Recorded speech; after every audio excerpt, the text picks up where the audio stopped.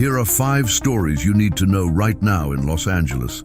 Overnight, what started as a peaceful march of tens of thousands turned violent near the federal jail in downtown LA. 74 people arrested, federal agents deploying tear gas, and a death threat spray-painted on a federal wall. 2 separate crashes shut down major freeways this morning, the 405 at mile marker 29, the 105 at Central Avenue. Both happened in the early morning hours. Here's what you need to know if you're heading out now. And Mayor Bass made a change to the city calendar today. The last Monday of March is no longer Cesar Chavez Day. It's now Farm Workers Day. The change comes after sexual assault allegations against the late labor leader. 5 stories, 5 minutes. Los Angeles, every day.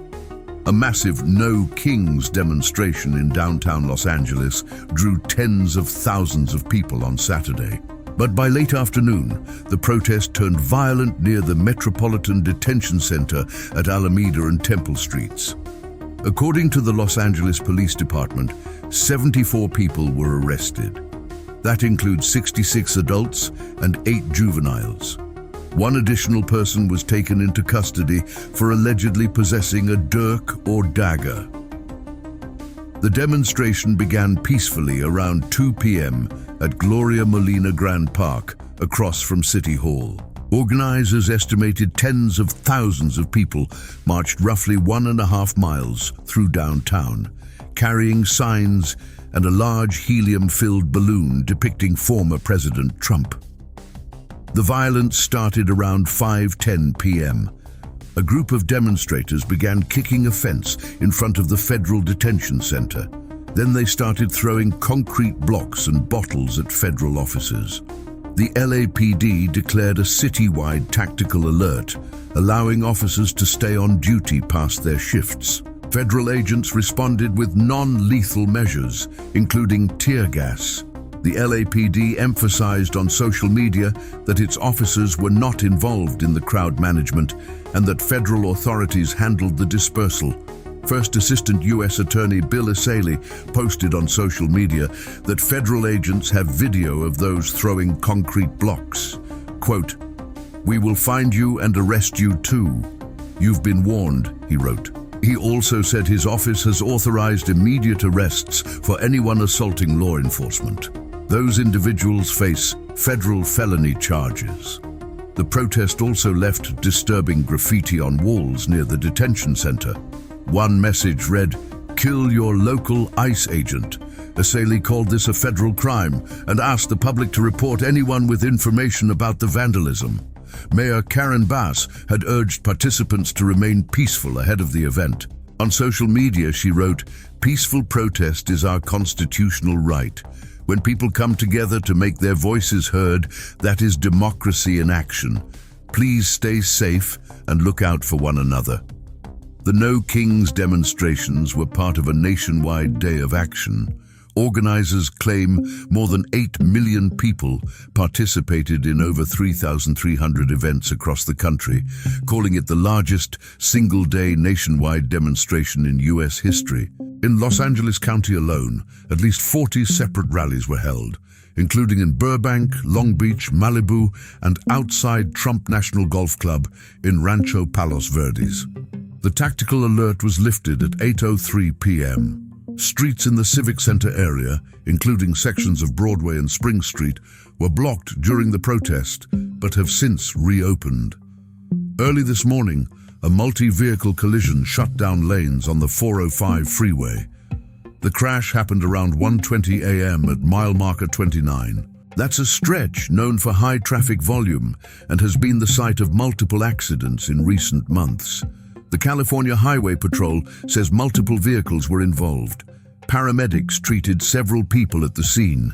At least 1 person was transported to Cedars Sinai Medical Center, which is about 2.5 miles from the crash site. The CHP closed lanes for investigation and cleanup. All lanes have since reopened, but residual delays may still affect the area during the afternoon commute. Investigators are looking into what caused the collision.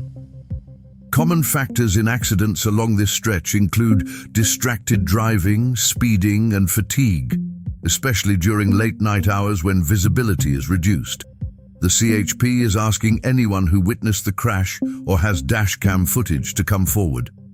In South Los Angeles, emergency crews responded to a separate crash on the 105 freeway around 3:30 this morning. The collision happened at the Central Avenue off-ramp. California Highway Patrol officers secured the area and diverted traffic while paramedics treated individuals at the scene. The off-ramp was temporarily closed but has since reopened. The full extent of injuries has not been released. The cause of the crash remains under investigation. Officials say this particular off-ramp is a high-traffic area that has seen multiple incidents in recent months. Drivers are urged to use caution when exiting at Central Avenue, especially during early morning hours. If you witness this crash or have dashcam footage, contact the CHP. Today marks a change in the City of Los Angeles calendar.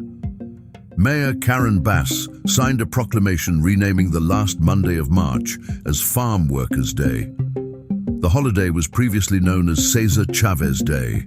The change comes after sexual assault allegations against the late labor leader emerged in recent days.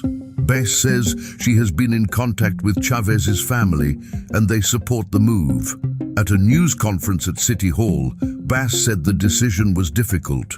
Quote, "The last 48 hours have been very painful.